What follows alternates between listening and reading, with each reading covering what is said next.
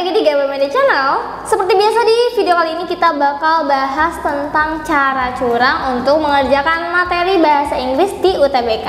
Nah, langsung aja tanpa berlama-lama kita lihat soal yang pertama nih ya. Sebelum aku kasih tahu informasinya, aku mau ngingetin lagi nih kalau GP Media lagi buka tryout.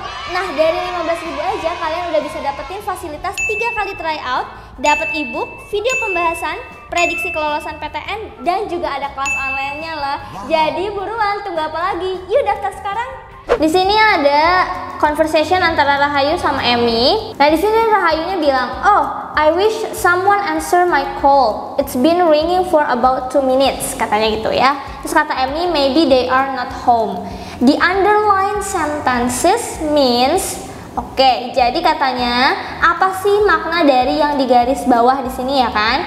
Berarti kita harus lihat nih, di sini ada kata wish. Kata kuncinya ada wish ya teman-teman ya. Wish itu kan harapan ya. Nah, biasanya kalau mau menjawab soal tentang wish, tentang harapan gitu ya, ini pakai rumus yang ini. Nah, ini rumus dari wish nih. Subject plus verb 2 ya. Ini kan verb 2 kan? I wish someone answered. Ini kan verb 2 nih, ya kan? Ya, ada id-nya soalnya di sini. Terus ada someone atau somebody. Ini someone atau somebody di sini ya.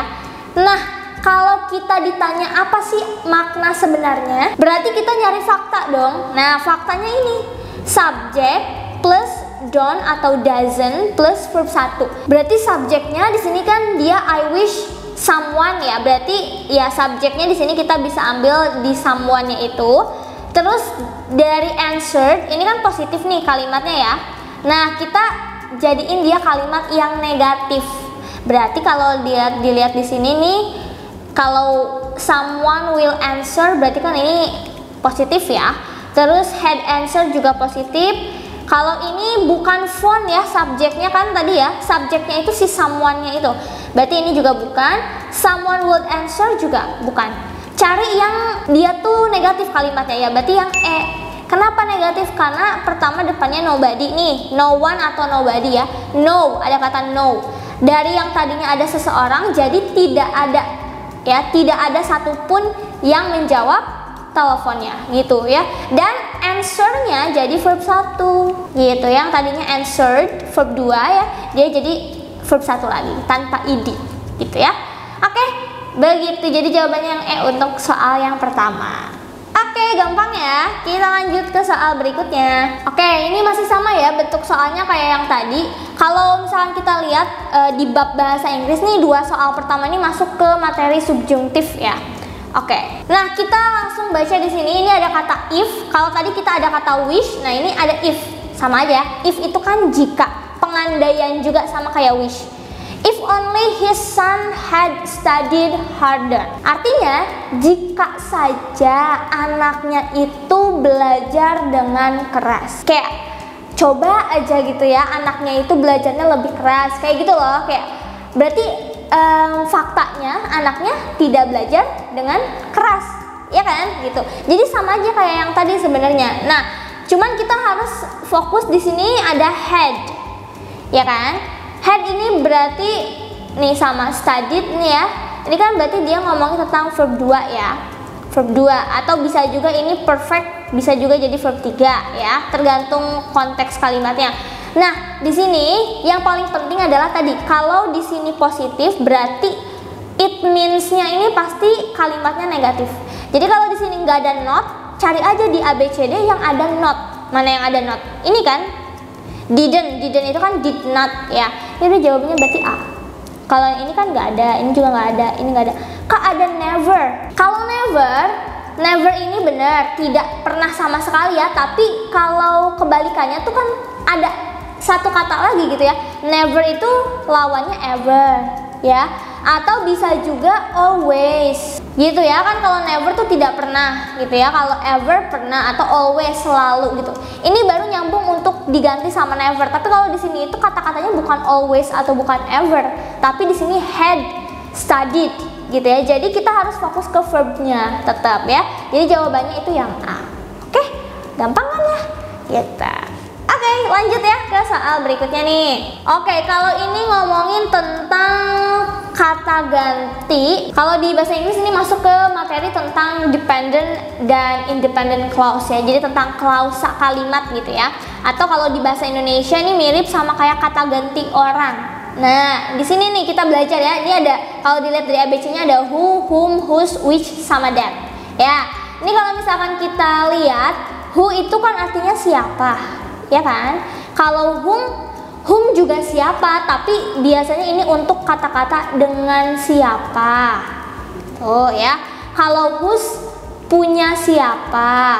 Tuh ya. Gampangnya nih. Kalau which ini yang mana, ya. Kalau that ini yang atau bisa juga bahwa gitu ya. Oke. Nah, kita lihat di sini. Look, isn't that our friend Siska? Katanya gitu. Which one? There, the one blah blah blah hat is black and red. Ya, katanya itu bukannya teman kita Siska gitu kan? Yang mana gitu. Terus itu yang di sana yang pakai topi warna hitam dan juga merah gitu. Yang pakai topi. Berarti topinya ini, hatnya ini punya siapa? Punya Siska dong, ya kan? Nah, berarti di sini ada titik-titik kan sebelum kata hat. Otomatis titik-titiknya ini menjelaskan tentang hatnya. Dan tadi hat itu adalah kepemilikan dari Siska. Kalau kepemilikan ini dong nih, punya siapa jawabannya? Jadi yang whose gitu. Jadi jawabannya yang whose ya, karena ini kan tadi ngomongin tentang punya siapa. Whose hat is black and red. Yang topi miliknya itu warna hitam dan juga merah. Kayak gitu teman-teman ya. Jadi pakainya whose. Nah, kalau misalnya mau lebih jelas, ini kita agak hapus dulu sebentar ya. Nah, rumusnya ini nih, kalau misalkan teman-teman pengen lebih jelas ya, kalau udah ada subjek, terus ada noun itu benda ya, bendanya ini kan topi ya di sini ya, benda dari si Siskanya, maka di tengah-tengahnya itu pasti whose, karena ini menyatakan kepemilikan tadi. Oke? Ini subjeknya bisa apa aja, bisa she, bisa he, bisa them, bisa you, pokoknya sama, tengah-tengahnya itu pasti whose gitu ya. Oke. Gampang kan?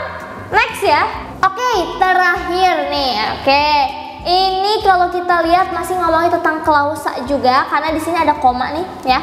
Kan kalau koma itu bisa memisahkan dua kalimat jadi satu kalimat gitu ya. Jadi pakainya pakai koma. Oke, kita lihat di sini ya. Ini ada bla bla bla, his explanation, penjelasannya. The teacher asked the students questions. Ya, oke. Jadi di sini ada koma nih, ya kan? Berarti ini sebuah kalimat dong di sini ya. Di sini juga kalimat belakangnya nih. Nah, kalau di sini disebutnya sebenarnya bukan kalimat tapi klausa, teman-teman ya. Klausanya di dalam kalimat ini ada dua. Ini klausa pertama, ini klausa kedua, namanya gitu ya. Nah, teman-teman lihat, kalau di nomor 1 ada nggak subjeknya? Ada kak, his. Ya, sebenarnya kalau subjek itu kan harusnya kan he bentuknya. Kalau his explanation itu berarti kepemilikan orang, berarti penjelasannya, bukan subjek sebenarnya itu ya. Jadi kayak jatuhnya dia objek di situ. Nah, sebenarnya kalau klausa pertama itu bukan kalimat yang utuh, bukan klausa yang utuh yang ada subjek dan predikat secara lengkap. Kalau kita lihat yang lebih lengkap itu yang kedua, karena di sini ada the teacher. The teacher-nya ini kan subjek. Ada ask-nya itu predikat. Kayak ada subjek, predikat ya, atau kayak subjek sama verb kalau di sini ya. Nah, berarti kalau yang nomor 2 lebih lengkap daripada nomor 1, otomatis nomor 2 ini induk kalimat. Pernah dengar kan ya di bahasa Indonesia? Nomor 2 ini induk kalimat atau disebutnya itu main clause, ya, klausa utama. Berarti yang nomor 1 itu adalah klausa pendukung dari klausa nomor 2. Tuh ya. Nah, kalau ini klausa pendukung, rumusnya kayak begini. Nah, ini adalah klausa yang utama nih, main clause ya. Ada subjek, ada predikat atau subjek dan verb ya. Depannya harus ada kata having, ditambahin verb 3, ditambahin ya tambahan komplement lah ya. Kalau ini bebas kata-katanya apa aja. Tapi harus ada having sama verb 3. Ya udah cari aja yang ada having mana. Oh, yang gitu ya. Finish dari verb satunya kan finish biasa. Kalau verb 3-nya dia ditambahin ed gitu ya. Jadi jawabannya gampang kan ya? Nah, itu ya teman-teman ya. Jadi ya pembahasan tentang subjek bahasa Inggris, dan kita tadi udah bahas cara-cara curangnya untuk mengerjakan soal bahasa Inggris di UTBK. Itu aja untuk video kali ini, semoga bermanfaat and see you in the next video. Dah.